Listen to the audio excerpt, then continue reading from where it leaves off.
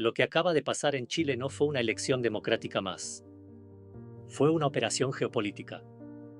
Mientras la mayoría se quedó en el titular, ganó la ultraderecha, el verdadero movimiento ocurrió en un nivel mucho más profundo, el del poder global, los recursos estratégicos y la guerra por la influencia en América Latina. La victoria de José Antonio Kast no es un accidente, ni un simple castigo al gobierno saliente. Es el resultado de una conquista narrativa cuidadosamente construida durante años, donde el miedo fue el arma principal y la percepción sustituyó a la realidad. La ultraderecha no ganó convenciendo con propuestas. Ganó instalando pánico. Pánico a la inseguridad. Pánico a la migración. Pánico al desorden. Con ese miedo, obtuvo el 58% de los votos. Pero ese porcentaje no explica el fenómeno completo. Porque este triunfo no solo reconfigura a Chile, reordena el tablero del Cono Sur y reactiva una lógica que muchos creían enterrada. La doctrina Monroe no murió. Solo se modernizó. Para entender lo que ocurrió, hay que ir más allá del resultado y analizar el contexto político real. El gobierno de Gabriel Boric no fue un gobierno inactivo. Aprobó medidas relevantes, como la ley de 40 horas. Sin embargo, sus reformas estructurales clave fracasaron, la previsional, la tributaria, la condonación del CAE. Pero ese no fue el error fatal. El error decisivo fue permitir que se construyera una psicosis social sin enfrentarla. Mientras los medios y la derecha amplificaban de forma obsesiva la narrativa de delincuencia e inmigración, el gobierno no articuló un contraataque discursivo sólido. Peor aún, terminó validando el marco de la ultraderecha. Cuando Boric declaró ante la Asamblea General de la ONU que Chile no está en condiciones de recibir más migración, selló la rendición narrativa. A partir de ahí, la derecha ya no necesitaba exagerar. El propio presidente había legitimado el miedo. Primero se siembra la psicosis. Luego se cosechan los votos. Aquí aparecen los actores reales del proceso. José Antonio Kast fue el ejecutor político perfecto. Encarnó la promesa de orden, mano dura y control, sin necesidad de demostrar eficacia real. Le bastó con prometer castigo. Gabriel Boric, desde una lectura mucho más incómoda, no aparece como un simple incompetente.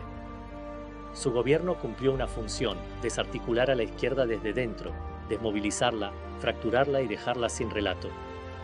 Estados Unidos es el beneficiario estratégico central.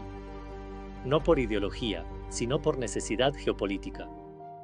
En un contexto de competencia directa con China, Washington requiere gobiernos alineados que garanticen acceso y control sobre recursos críticos. Y los migrantes venezolanos fueron el chivo expiatorio ideal. No porque los datos los incriminen, sino porque el miedo siempre es más rentable que la verdad. Los datos desmontan la narrativa del pánico. Un estudio de la Brookings Institution es contundente.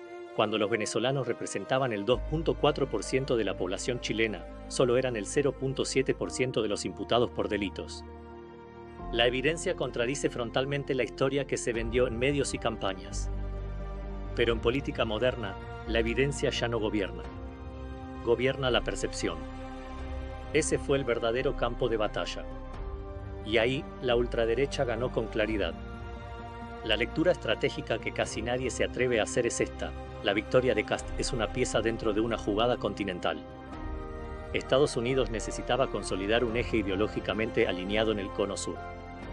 Con Milei en Argentina y Kast en Chile, se forma un bloque que garantiza algo fundamental: control sobre recursos estratégicos. Litio, agua, territorio patagónico. La Patagonia no es solo paisaje, es reserva de futuro. Y en la Guerra Fría del siglo XXI, los conflictos ya no se libran solo con ejércitos, sino con tratados, gobiernos dóciles y control narrativo. La frontera que se está blindando no es la migratoria, es la de los recursos naturales. ¿Y si Boric no fracasó? ¿Y si cumplió exactamente la función para la que fue útil? Al permitir que la psicosis social creciera sin control, al no disputar la narrativa del miedo, al validar el marco discursivo de la derecha, entregó el poder en bandeja. Desde esta lectura, Boric no fue el fin de la izquierda. Fue el principio de la ultraderecha. No por traición explícita, sino por omisión estratégica. En política, no actuar también es actuar. Chile no es un caso aislado, es un manual de operaciones.